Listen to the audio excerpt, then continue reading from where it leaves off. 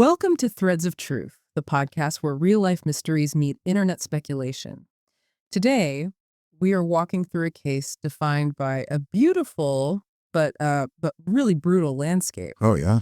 We're talking about the rugged, often foggy Northern California coastline, specifically a little town called Point Arena. It's the kind of place that feels wild, isolating even. It's just perfect for a story where the fog doesn't just cling to the cliffs, it seems to cling to the facts themselves. That is the feeling exactly. We're examining the case of Asha Kreimer, an Australian woman who vanished back in 2015. And her disappearance wasn't just mysterious, it was medically critical. Critically urgent, yeah. She was in an active state of severe crisis-deep psychosis, driven by 5 straight days of extreme insomnia. She walked out of a place called the Rollerville Cafe to use an outside restroom, and that simple exit. It became a vanishing act that has haunted this community for nearly a decade. And it's so crucial to understand the context of her final moments. Because her mental health state, it just defines the entire framework of the investigation that followed. Asha was 26 years old when she disappeared on September 21st, 2015. And the events leading up to that day, they describe this rapid and just terrifying decline. A decline so rapid it was described by those closest to her as a tectonic shift in her personality. It seems to have started after a trip to Los Angeles. The lack of sleep just became catastrophic, inducing this psychosis. What was the central fear that was driving her? It was profoundly specific and really intensely tragic.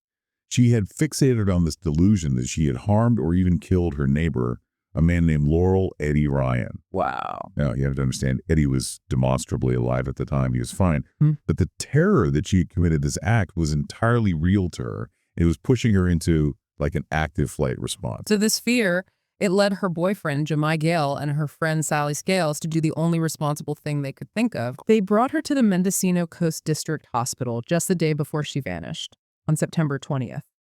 She's in a full-blown psychotic break, yet within 3 hours, she was released.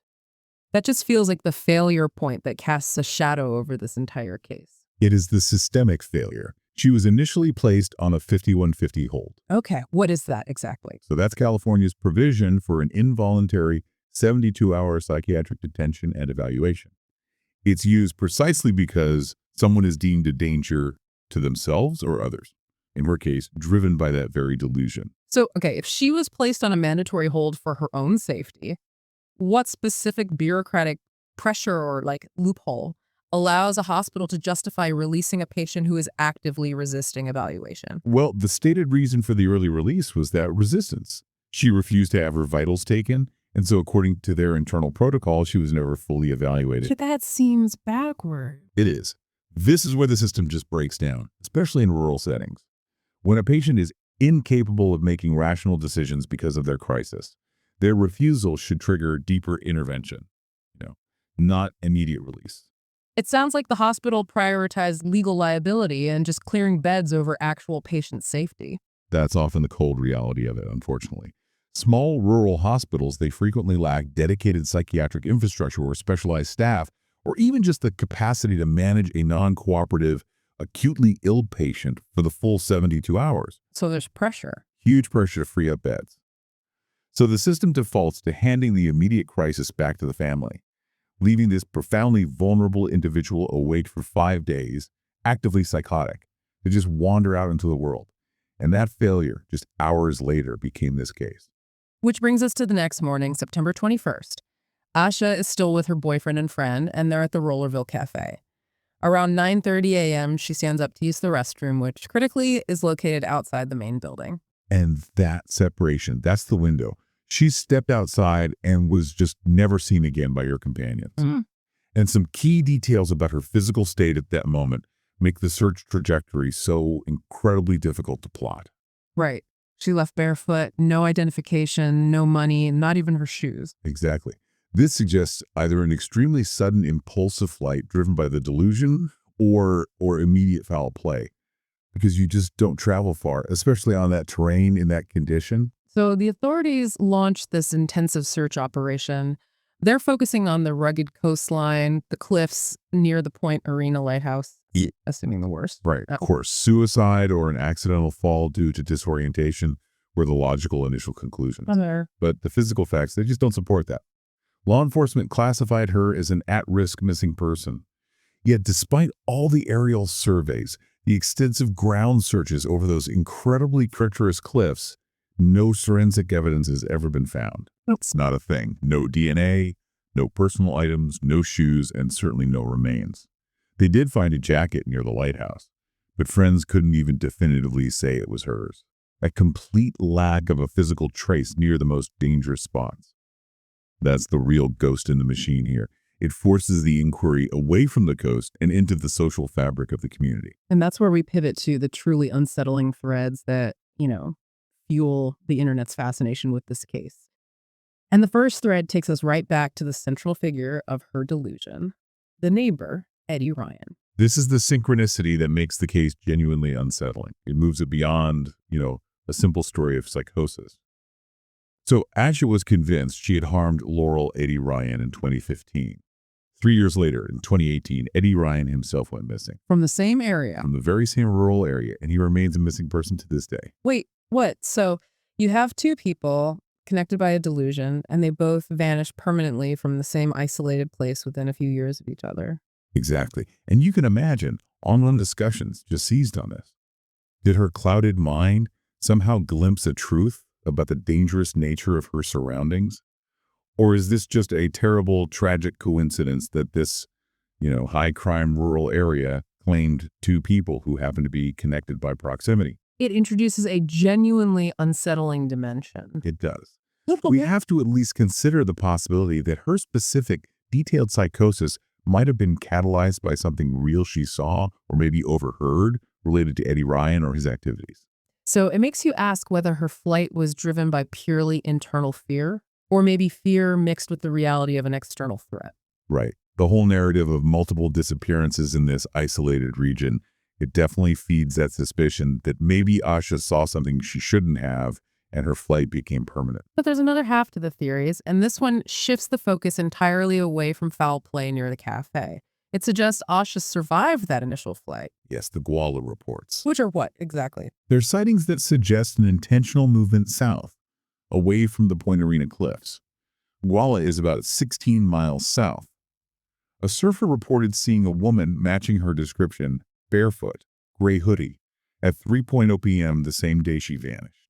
16 miles in 6 hours, barefoot, across that rugged, rocky, coastal terrain. I mean, that sounds physically impossible without serious injury or drawing immediate attention. It's highly, highly improbable. And then there's another report placing her in a Guala store with an unidentified sandy-haired man. Okay, so that moves the theory toward assistance, or something worse. Exactly. And this is why the theory favored by her mother, Jeannie Kreimer, and later followed by the sheriff's office, holds so much weight, the assumed identity theory. Which is that Asha survived the episode and is now living under an assumed name, maybe one she mentioned during her psychosis, in some remote community. And when we talk about remote communities in Northern California, we're often talking about the Emerald Triangle.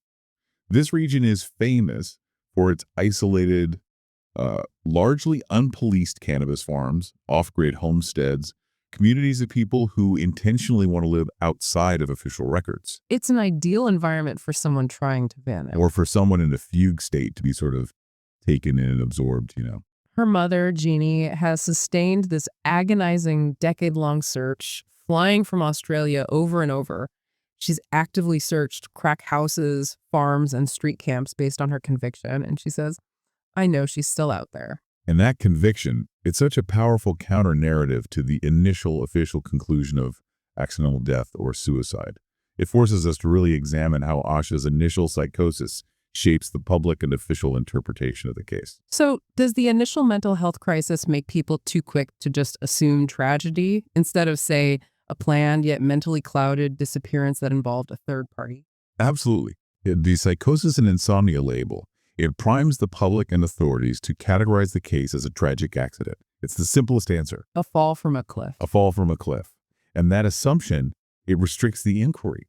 It defaults to that easy answer instead of rigorously investigating the Guala sightings or potential interactions within that isolated community.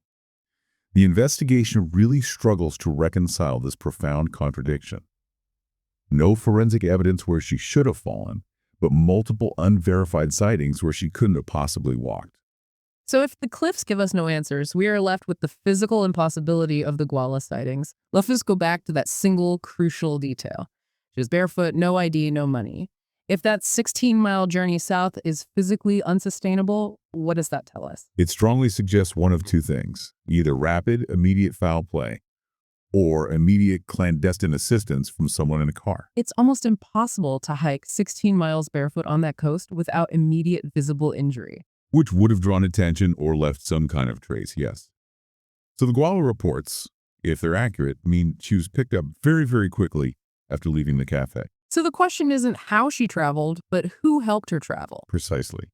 Did she flag down a ride in her state of distress, or was she forced into a vehicle? Ultimately, this case illustrates these profound societal failure points that go far beyond the mystery of the vanishing itself.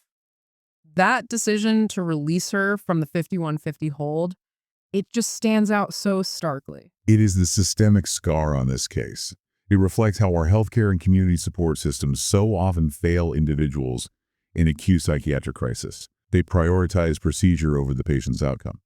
And the Kreimer family is left with decades of agonizing uncertainty, forced to take on the search for their loved one in crack houses and remote farms, a responsibility that, arguably should have been mitigated by the system that was designed to protect her. So we're left with this central, agonizing question.